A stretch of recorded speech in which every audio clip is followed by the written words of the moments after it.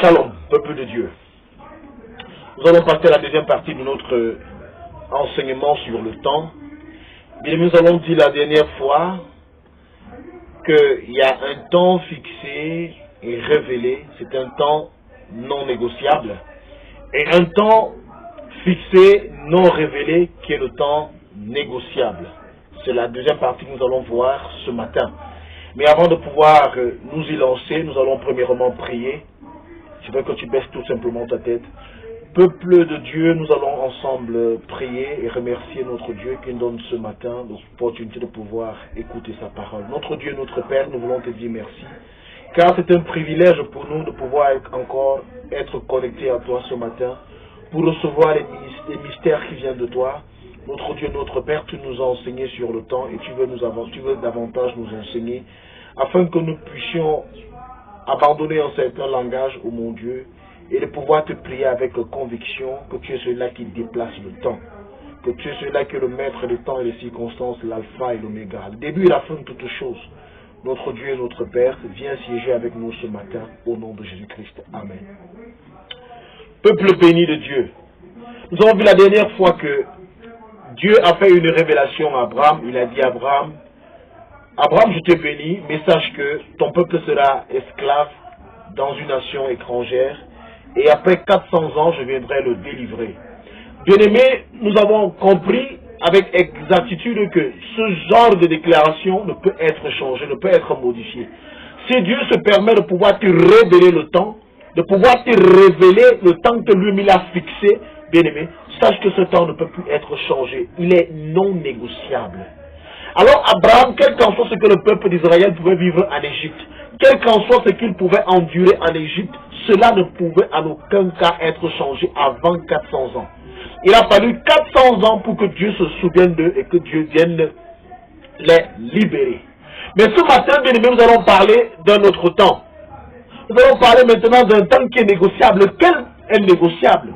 Parce que si Dieu a déjà fixé un temps pour toi, s'il a déjà fixé une heure, il a fixé un mois, bien aimé, nous ne pouvons plus rien changer. Car la seule chose qui maintient la parole du roi, c'est sans ses propres paroles. Nul ne peut changer les histoires. Souvenons de cette parole. Nul ne peut changer les déclarations de Dieu. Nul ne peut changer les déclarations de Dieu. Même Dieu même ne peut pas changer la parole qu'il a donnée à l'homme. Parce qu'il ne peut pas vouloir, il ne voudra pas être présenté comme un menteur. Celui qui dit une chose et il fait le contraire. Non. Alors, bien aimé, il y a plutôt un autre temps qui est celui qui est négociable. Bien, nous allons prendre notre Bible ce matin. Tu vas prendre ta Bible et ouvrir dans le livre de Jean chapitre 20. Jean chapitre 20, et nous allons ensemble lire. Jean chapitre 20 du verset 19 au verset 22. Je vais lire pour nous. Si tu as la page, tu peux ouvrir avec moi. Le soir de ce jour, qui était le premier de la semaine, les portes du lieu où se trouvaient les disciples étant fermées, à cause de la crainte qu'ils avaient des Juifs, Jésus vint, se présenta au milieu d'eux et leur dit, la paix soit avec vous.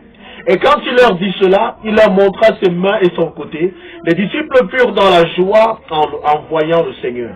Jésus leur dit de nouveau, la paix soit avec vous. Comme le Père m'a envoyé, moi aussi je vous envoie. Après ces paroles, il souffla sur eux et leur dit, recevez le Saint-Esprit. Ceux à qui vous pardonnerez les péchés, ils leur seront pardonnés. Ceux à qui vous les retiendrez, ils leur seront retenus. Parole du Seigneur. Bien-aimés, nous voyons ici une image. Jésus-Christ, après la crucifixion, après sa mort sur la croix, apparaît à ses disciples. Bien-aimé, il leur a fait une révélation, il leur a fait une déclaration. Il leur a dit, il est avantageux pour vous que je m'en aille au Père, et quand je m'en serai allé, je prierai le Père afin qu'il vous envoie un consolateur. L'Esprit de vérité qui vous enseignera, qui vous conduira sur la vérité. Il vous conduira sur le chemin de la vérité et il vous enseignera toutes choses. Bien-aimés, les disciples ont abandonné les rues pour aller se cacher dans une maison. Afin de faire quoi? Afin d'attendre la venue du Saint-Esprit. Afin de pouvoir se cacher, car ils étaient craqués en ce moment-là par les Juifs. Les Juifs qui voulaient leur mort. Les Juifs qui voulaient exterminer tous les disciples de Christ. Alors ils se sont cachés. Mais Jésus-Christ va leur apparaître ce soir-là. Il leur dit, la paix soit avec vous. Il leur dit pour la première fois, la paix soit avec vous. La première fois qu'il leur dit, il réalise qu'en réalité, ces hommes, ces disciples ne sont pas en paix. Même comme il leur dit, la paix soit avec vous. Même s'ils ont montré quelques signes de joie, de contentement, en réalité, ils n'étaient pas contents.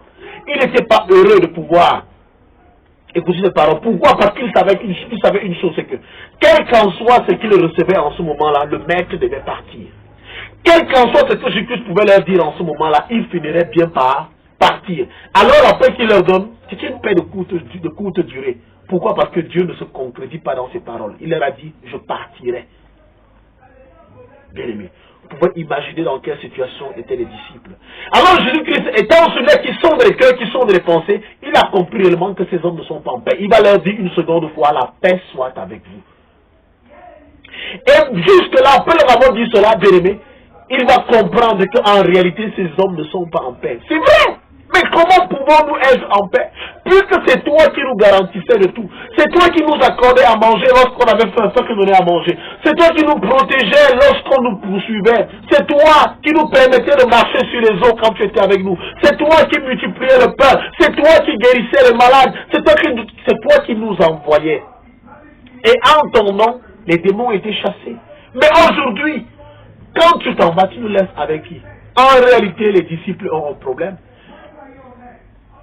Bien aimé, les disciples vont le démontrer et Jésus ne les laissera pas orphelins.